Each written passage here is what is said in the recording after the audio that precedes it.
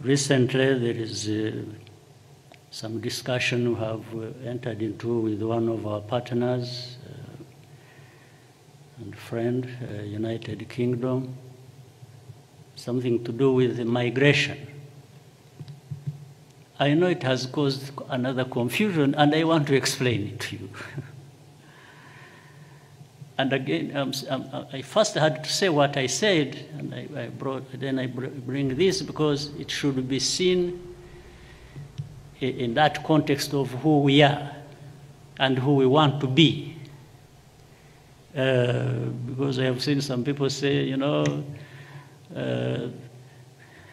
that United Kingdom gave us money and then they want to dump people here. No. We don't do that kind of thing. we don't buy and sell people. We can't do that, again, because of our core values. But I'll tell you what happened, and so that everyone is clear in their minds. In 2018, if many of you may recollect, I was the chair of the African Union. And during that time, so many stories, you know, many young, maybe some of them old Africans were perishing, dying in big numbers in the Mediterranean, being taken through Libya and to many parts of Europe. And I remember reading a story about a Ghanaian young man, an engineer, who happened to be following this path, and there are people, they are smugglers, they have networks who take people from Africa, different parts, and smuggle them into Europe. And that time they were using Libya because of its statelessness. There was confusion, there was no state in control. And in fact, hundreds, if not thousands of them were trapped in Libya in different places in the prisons, starving to death, others abused in all sorts of ways. Some people had started coming, picking some of them and taking them to their countries to use them as slaves. Slaves.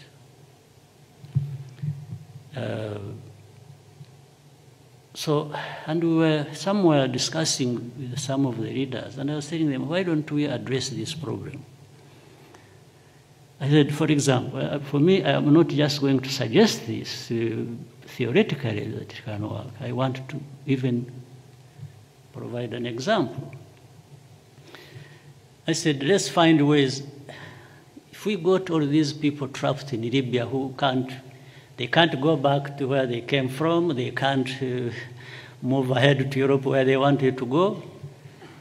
And I told them, I can assure you, with all our weaknesses and whatever we have in our country, these people, if they were brought through Rwanda, they would live a better life than they are living in Libya, in these prisons.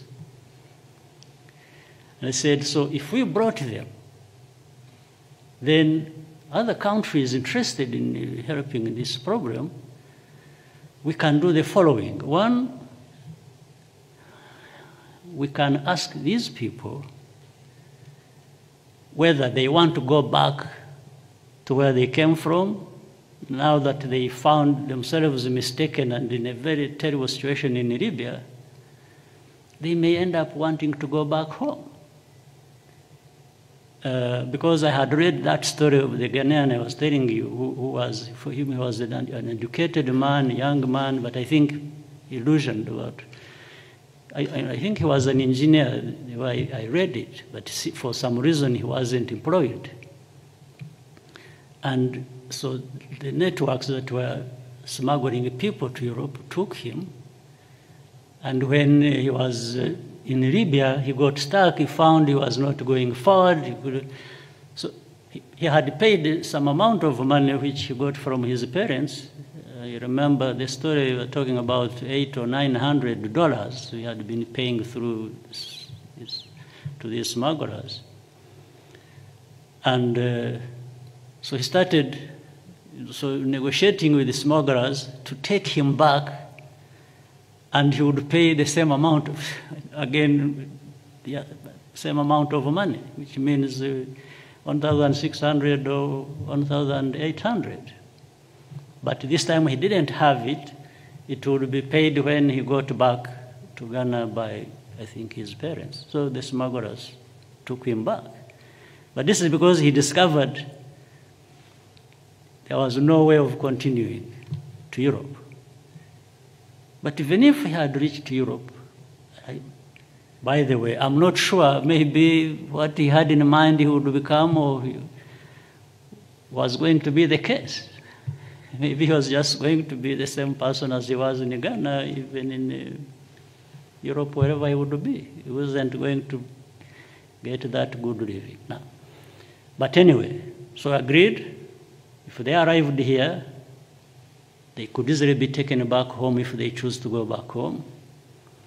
Second, those European countries that have allowed migrants to come to Europe should come and stably select those they want to take to their countries, and that would be still better than these people being trapped in Libya. Then third, we provided another option.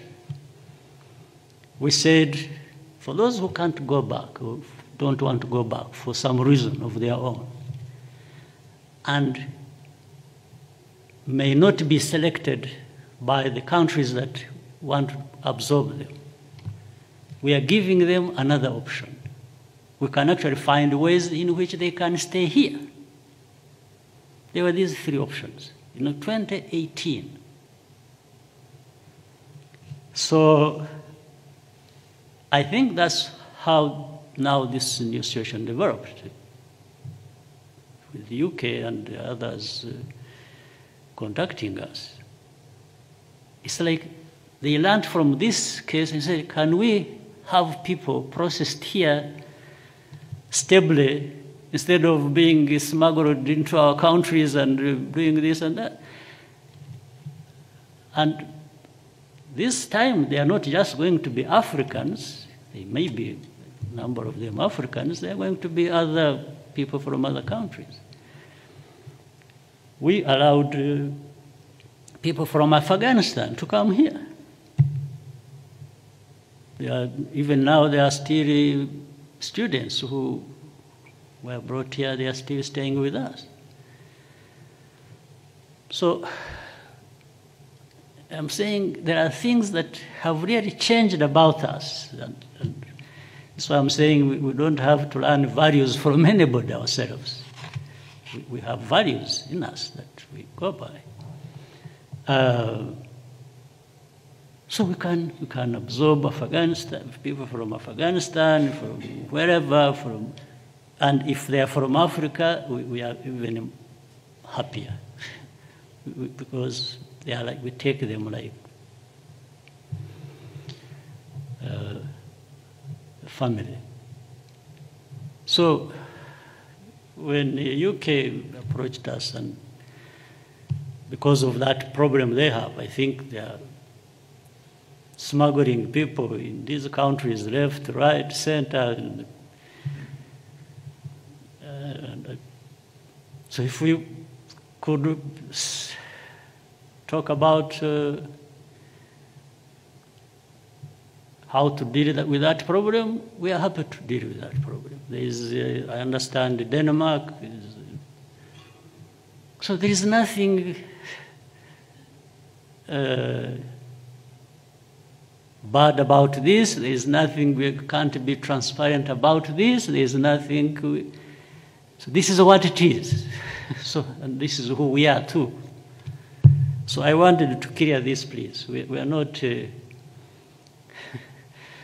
No. This is why I was saying there are things you can't buy about us. Yes. We are who we are, and we are proud people too. We are not involved in buying and selling of people, Rwanda and the UK, or anybody. No, it's just a problem that people will have different views about it. They look at it differently. They're not happy about it. That's okay. People will look at, but at the end of the day, you've got to do something. And make sure to subscribe to get the latest African list, entertainment, pop culture, and news. Remember to leave your suggestions on topics you would like us to cover in the comments down below. And remember, Africa is